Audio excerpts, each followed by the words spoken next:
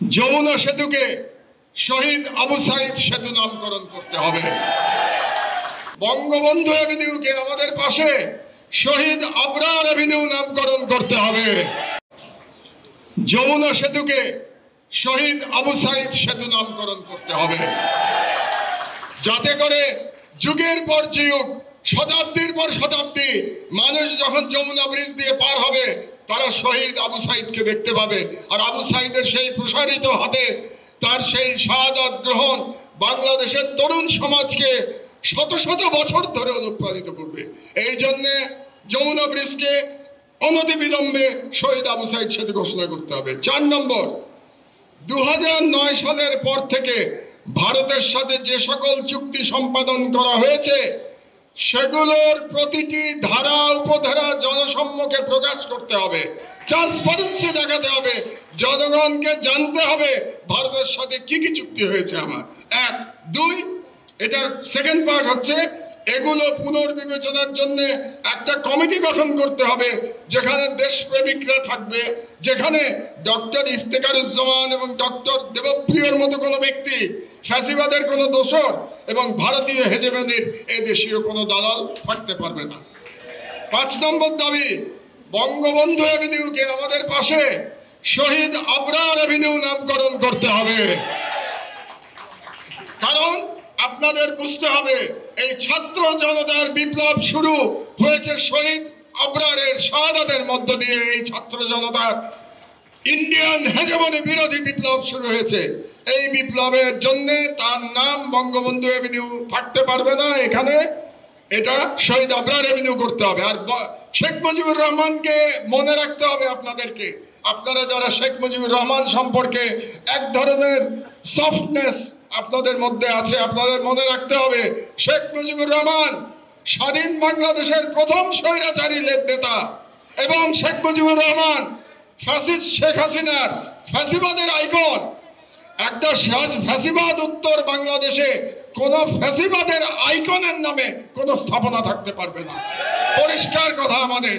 শেখ মুজিবুর রহমানকে আমরা ফ্যাসিবাদের আইকন হিসেবেই দেখি এবং এর জন্য যদি কেউ দায়ী থাকে সে শেখ হাসিনা নিজে দায়ী, কারণ 16 বছর ধরে সে শেখ মুজিবকে সর্বত্র ফ্যাসিবাদের আইকন হিসেবে প্রতিষ্ঠিত করেছে।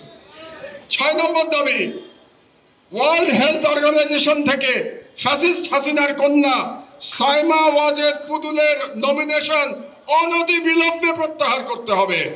কারণ এই পুতুলকে নমিনেশন দেয়া হয়েছিল জালিয়াতির মাধ্যমে প্রথমত, আর দ্বিতীয়ত অনেকে বলে থাকেন যে এটা তো ওয়ার্ল্ড হেলথ অর্গানাইজেশনের ব্যাপার, আমরা যদি নমিনেশন উইথড্র করি তাহলেও হয়তো তারা তার পদ থেকে সরাবে না। কিন্তু সেটা ভিন্ন প্রসঙ্গ। ওয়ার্ল্ড হেলথ অর্গানাইজেশন সরাবে কি সরাবে না এটা তাদের ব্যাপার, কিন্তু আপনি সরকার, এই বিপ্লবোত্তর ডক্টর ইউনূসের সরকার, আপনাকে সিগন্যাল দিতে হবে, মেসেজ দিতে হবে। এটাকে আপনাকে মেসেজ হিসাবে ধরতে হবে যে বাংলাদেশ সরকার পুতুলের নমিনেশন WHO-তে প্রত্যাহার করে দিয়েছে। এটা হচ্ছে আমার 6 নম্বর দাবি।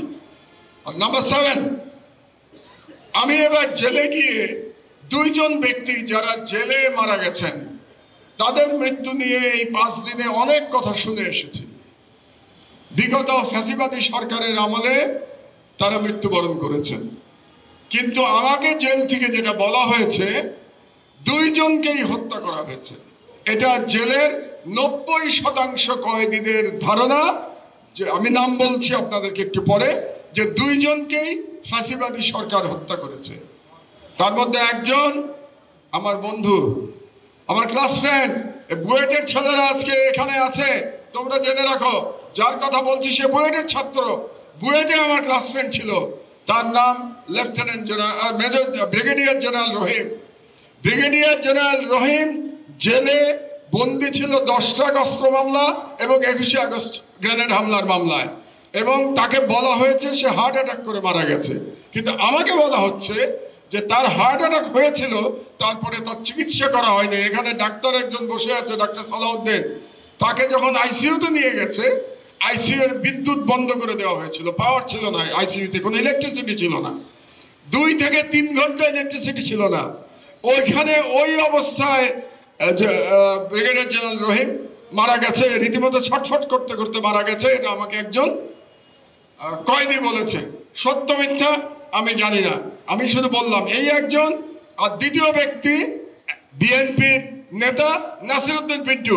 নাসিরউদ্দিন পিন্টুকেও বলা হয়ে থাকে রাজশাহী জেলে তাকে হত্যা করা হয়েছিল। কাজেই এই সরকারের কাছে আমার 7 নম্বর দাবি, আপিল বিভাগের একজন বিচারপতির নেতৃত্বে একটা বিচার বিভাগীয় কমিটি করতে হবে, তদন্ত কমিটি। সেই কমিটির দায়িত্ব হবে সমস্ত কাগজপত্র পর্যালোচনা করে ব্রিগেডিয়ার জেনারেল আমার বন্ধু ব্রিগেডিয়ার জেনারেল রহিম এবং আমার ছোট ভাই নাসিরউদ্দিন পিন্টু তাদের মৃত্যুর তদন্ত করা। এই 7টি দাবি আজকে আপনাদের এই অনুষ্ঠান থেকে জনগণের পক্ষ থেকে আমি সরকারের কাছে বললাম।